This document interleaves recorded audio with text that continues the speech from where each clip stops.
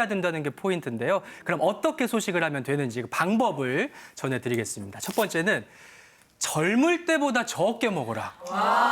임 교수님, 예. 네, 이 장수인들의 경우엔 조사 당시 젊은 시절보다 적게 먹었다고 합니다. 뭐 나이가 들면은 당연하죠. 활동량도 적어지니까 그만큼 적게 먹는 건데요. 중요한 것은 알맞은 양을 자기 체중을 잘 유지할 정도로 먹는 겁니다. 실은 나이가 들면은 활동량만 떨어지는 것이 아니라요. 기초 대사량 자체도 좀 줄어듭니다. 그래서 젊은 시절에 한 80% 정도 드시는 게 좋은데요. 중요한 것은 본인의 적정한 체중을 유지할 정도로 소식하시는 게 필요합니다. 자, 무조건 소식하지 않는 똑똑한 소식의 비법 두 번째도 한번 알아보도록 할게요. 네. 두 번째는 이런 방법이라고 해요. 칼로리 높은 음식은 줄이고 영양 밀도 높은 음식 충분히. 영양 밀도 높은 소식이 어떤 걸 의미할까요, 교수님? 그동안에 저희들은 이제 밥 하게 되면은 무슨 밥 해가지고 이제 배가 부르는 식사, 예. 이 배가 부르는 식사.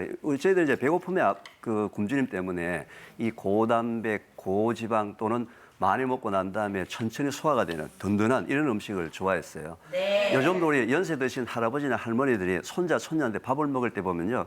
그저 배가 볼록볼록 튀어나오도록 많이 먹는 게 제일 좋다고 지금 알고 계시지 복스럽다고. 않습니까? 또 특히 이제 앞에서 계속 말씀하셨지만 또 나이가 들게 되면 또 소화 효소가 자연적으로 감소되는 것이 지극히 자연적인 법칙인데 소화 효소 감소된다고 또 소화 효소를 또 그때마다 드시는 분이 있어요. 네. 맞아요. 근데 나이가 들면서 소화 효소가 감소된다는 얘기는 그만큼 음식을 작게 먹어야 되는데 음식을 작게 먹는 대신에 영양가가 없는 음식을 먹게 되면 문제가 생기기 때문에 작게 먹더라도 영양 밀도가 높은 음식을 골라서 꼭 드시기 바랍니다. 네. 그러니까 식사량을 무조건 줄이기보다는 이제 질적으로 알찬 내용으로 밥상을 차려야 된다는 건데요. 그러면 구체적으로 임 교수님 밥상을 한번 차려볼까요? 어떻게 꾸미면 될까요? 하나도 어렵지 않습니다. 금방 따라하실 수 있습니다. 제가 이 차트를 가져왔는데요. 보시면은 뭐 흰밥 안 좋죠. 흰밥보다는 현미밥으로 하고 밥의 양은 줄여야 돼요. 반 공기 정도 드시고요. 국의 경우에는 무슨 갈비탕처럼 좀 기름진 국 또는 된장국 너무 짠 국보다는 쇠고기, 무, 두부 넣은 묵국 이런 거를 반 그릇. 그러니까 저는 공기에다가 국도 대접보다는 공기에다 드시도록 하는 게 좋을 것 같아요. 그리고 포화지방 많은 삼겹살 같은 육류보다는 생선구이 이렇게 드시고요. 김, 뭐 조미김이 맛은 있죠. 그렇지만 그냥 바르지 않은 기름 바르지 않은 구운 김으로 드시는 게 좋겠고요. 또 이 나물의 경우에도 우리가 나물보다는 뭐 채소 볶음 같은 걸 좀 즐겨 드시잖아요.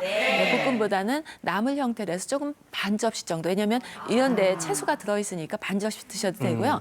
그리고 과일의 경우에 껍질을 벗기거나 아니면 갈아서 드시지 말고 네. 껍질째 그대로 이렇게 드시는데요. 실은 식사하면은 여기에서 당이 많이 나오거든요. 그래서 과일의 경우에는 반 개 정도. 식혜 과일은 많이 드시는 게 아니에요.